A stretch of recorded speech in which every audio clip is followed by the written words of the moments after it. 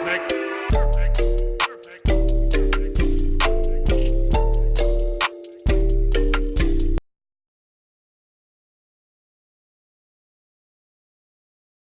gente, tudo bom? Eu sou a Gabriela, eu só apareci aqui em um vídeo, mas esse vídeo vai ser muito especial e por isso que eu tô aqui com essas convidadas maravilhosas, a Valentina, que faz geografia, nossa veterana, e a Ale, que faz antropologia, e a gente vai falar um pouco sobre feminismo na América Latina.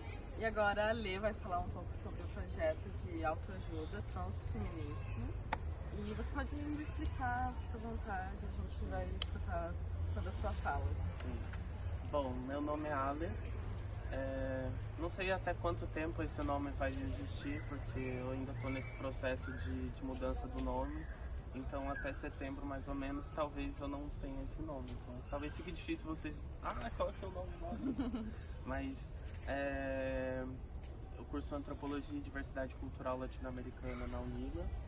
E eu acho muito importante falar essa ênfase que o curso da Unila tem, porque é o único diferencial que a Unila tem dessa diversidade, que a gente estudar essa diversidade cultural latino-americana, e eu acho importante falar essa ênfase que a Unila dá para isso. E esse projeto de autocuidado, ele surgiu desde enquanto eu descobri que eu transcendi algumas questões do meu corpo.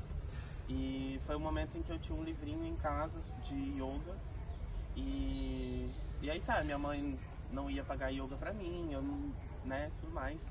E aí foi o momento que eu, vou fazer sozinho então essa yoga. E aí foi o momento em que dentro dessa yoga eu comecei a descobrir que eu poderia descobrir o meu corpo através disso. E foi o momento em que eu tirei toda a minha roupa, liguei umas luzes lá que eu tinha azul, umas coisas assim.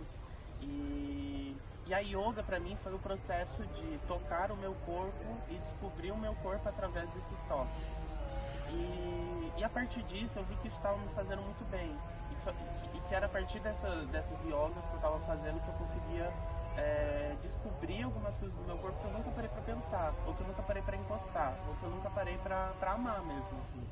E aí foi um momento que, compartilhando com outras amigas minhas também, esse autocuidado que a gente fazia nessas questões, elas também foram fazendo nelas também e começaram a ver resultados no quesito de aceitar o seu corpo mesmo. E aí foi um momento que eu conheci uma amiga minha na Unila também, lá da Colômbia, e ela me apresentou um coletivo da Colômbia que se chama Mulheres a Bordo. E esse coletivo, ele trabalha com uma questão de, parafraseando a Linda Quebrada, de terrorismo de gênero. Então, esse terrorismo de gênero consistia em você vestir um sujeito ou outro que você não é.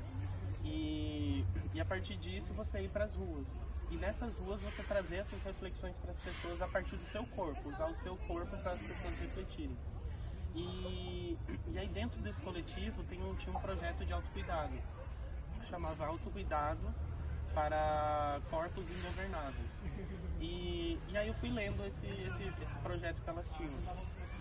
E esse projeto pegava uma casa e as pessoas meio que faziam na piscina, sem roupa, umas coisas assim. E elas usavam muitas questões de bruxaria.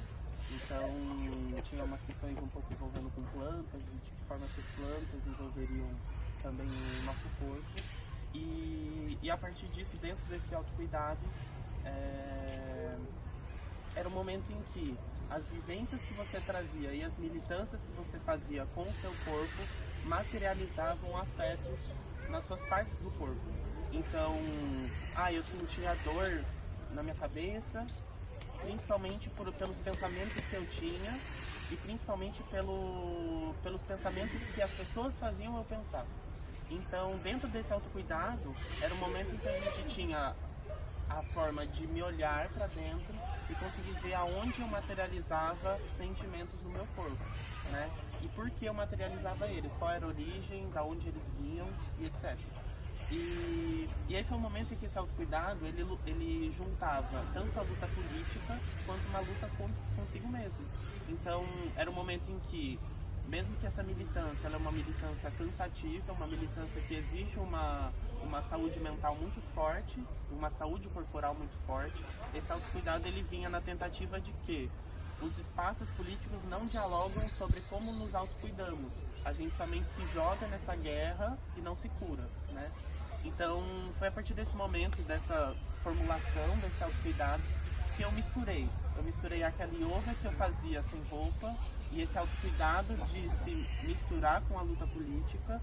E eu criei como uma espécie de ato político, performático e de autocuidado, no sentido de que, a partir das vivências que eu fui vivendo naquela semana, eu me junto com algumas meninas e a gente faz esses autocuidados baseados nas vivências que a gente teve na semana. Então, se nessas vivências da nossa semana a gente viveu questões hormonais, questões de sofrimentos mesmo. Então, dentro disso, a gente começa a ver de que forma, né? Eu não posso contar muito porque esses são rituais, esses rituais não podem contar muitas coisas, mas só dando uma pequena brecha, assim, de um autocuidado que a gente fez, foi que esses autocuidados é meio que o encontro dessas pessoas e a partir desse encontro a gente vai criando. Porque cada pessoa é única e não tem como eu pegar um padrão e tacar isso para as pessoas, né? Então, o primeiro autocuidado que eu fiz foi com uma amiga minha que ela... assim, aparentemente eu tinha feito um tempo pro autocuidado. Faria isso, aquilo. E aí foi interessante porque ela quebrou totalmente o roteiro. E à medida que ela quebrou o roteiro, ela também quebrou todas as expectativas que eu tinha sobre esse autocuidado. E aí foi um momento em que ela tirou a roupa dela assim, colocou a blusa assim no olho e ela fez todo o autocuidado com os olhos vendados. E aí eu, nossa, que incrível isso, eu nunca tinha pensado. E aí foi um momento também que eu fiz o primeiro autocuidado na Unila. E esse autocuidado teve várias, como é que eu posso falar? Várias intervenções no sentido negativas mesmo, porque todos os cartazes que eu colei na Unila foram rasgados. E não só por envolver o nome feminista no nome, mas por ter uma mulher pelada de cabeça para baixo no mapa da América Latina invertido e ter o símbolo, o pentagrama, que é o símbolo da bruxaria. E aí tá, né? E aí nesse dia foram somente 2 meninas nesse autocuidado que eu fiz lá na Unila. E aí também foi muito incrível, porque foi um momento que a gente começou, que eu tive muito mais performance para fazer e tirei esses roteiros. E aí foi um momento que a gente começou a encostar nos nossos corpos e começar a desconstruir eles através do espelho. Então, a partir do espelho, a gente se olhava e ressignificava todas as partes do nosso corpo. Então, não são mais olhos, não são nariz, não é mais boca, não é mais sobrancelha, não é mais cabelo. E a partir do momento que a gente vai ressignificando essas partes do corpo, quando as pessoas falam pra você assim, ah, seu nariz é feio, seu olho é feio, seu cabelo é feio. Aí eu lembro que não é cabelo, não é olho, porque eu ressignifiquei essas questões, né? E tá. E aí o último autocuidado, ele foi um dos mais importantes, porque foi o primeiro autocuidado que eu chorei. E foi um autocuidado de um choro que envolvia muitos sentimentos e muitas vivências dentro daquele choro. Que foi o momento em que eu não queria mais fazer sobre as minhas vivências. Eu queria juntar as vivências das outras pessoas para que a gente pudesse fazer um autocuidado em conjunto. E aí foi um momento que a gente iniciou com as mãos dadas e nessa roda que a gente fez era como se imaginasse um buraco e esse buraco a gente tacaria tudo aquilo que a gente não quer mais. E aí depois desse buraco que a gente fez, a gente virou e aí foi um momento que a gente pegava a frase, quando o olhar do outro me, e aí a gente colocava uma coisa.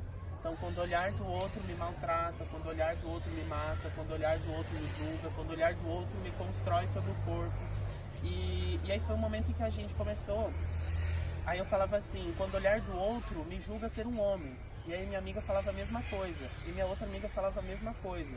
E aí, isso era em voz alta, e aí o nosso corpo arrepiava inteiro, assim, com aquelas questões. E aí foi muito forte, porque depois no final do autocuidado a gente falava assim, o olhar do outro já não mais me julga, o olhar do outro já não mais me importa, o olhar do outro já não é mais o outro, é eu. E aí eram essas questões, né? Então, esse projeto de autocuidado é um projeto que na verdade nasce das próprias vivências que o nosso corpo tem. E aí sobre essas questões referentes ao feminismo, antes de falar disso, eu participo de uma organização internacional de estudos da paz. E essa organização, ela todos os anos envia propostas de paz para a ONU relacionadas ao desenvolvimento e ao aprimoramento de valores humanos. Então, para que a gente possa, a partir de uma cultura de violência, a gente conseguir construir uma cultura de paz a partir das nossas ações. E indo em busca disso, eu estou fazendo um curso de promotoras legais populares da fronteira, que está sendo encabeçado somente por mulheres. E essas promotoras legais, eu estou sendo a primeira mulher trans a participar desse projeto. E é um projeto que ajuda, e é como um curso, vamos dizer assim, preparatório, para que mulheres, de uma forma popular, consigam empoderar outras mulheres em situação de violência. Então nós vamos ter todo um aparato, vamos dizer assim, jurídico, de leis da Maria da Penha, etc. E eu tenho autoridade, porque eu vou ter um documento para acompanhar essas mulheres em situação de violência na hora de fazer a denúncia. Então no momento de fazer a denúncia, a gente sempre fala, né, que diante da lei sempre há um guarda. E quando existe uma promotora popular, não existe mais esse guarda. Porque é o momento em que ele vai falar assim, você não pode entrar, você vai fazer a denúncia de novo, mas daqui uma semana você vai voltar com ele. Então é o momento que a promotora legal, né, tendo com base os direitos humanos, a Lei Maria da Penha, ela conseguir informar, não, olha, ela tem direito sim, independente se ela for voltar ou não com ele, ela tem esse direito de fazer essa denúncia agora, etc. Então também é uma das questões que eu acho interessante desse feminismo de fato popular, que eu consiga sair um pouco desse campo tão legislativo e que são para poucas pessoas, e que a gente traga essas leis e esses direitos para essas mulheres que são subalternizadas, né? E aí foi muito interessante porque dentro desse curso foi uma colega do Paraguai, ela é uma das advogadas e também luta pelas causas do Paraguai. E é muito interessante porque o Paraguai tem desenvolvido muitas questões com relação à violência, tanto que lá, enquanto aqui a gente tem violência psicológica, moral, institucional, etc., lá na Constituição tem mais de 15 tipos de violência que essa mulher pode sofrer, e além disso o Estado ainda dá uma abertura para mais outras violências que ela possa sofrer. Então, desde violência midiática e simbólica também podem ser feitas como denúncias, e tem de 1 a 6 anos de prisão.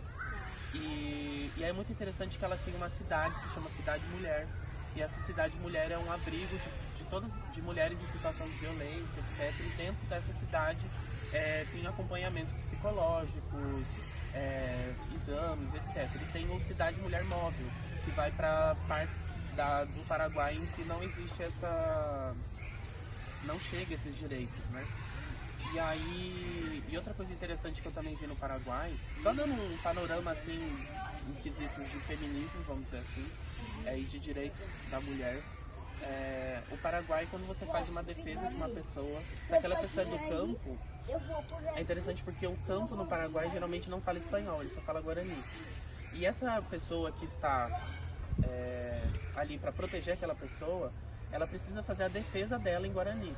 Ou seja, se eu sou uma advogada e eu falo espanhol e guarani, vamos supor, você só fala guarani, na medida em que eu vou falar com o juiz e escrever o processo, eu tenho que escrever ele todo em guarani e expor para o juiz totalmente em guarani. Porque a importância é que aquela pessoa entenda, e não que o juiz ou outra pessoa entenda. Eu achei muito interessante essa sensibilidade do outro conseguir entender essa questão, né?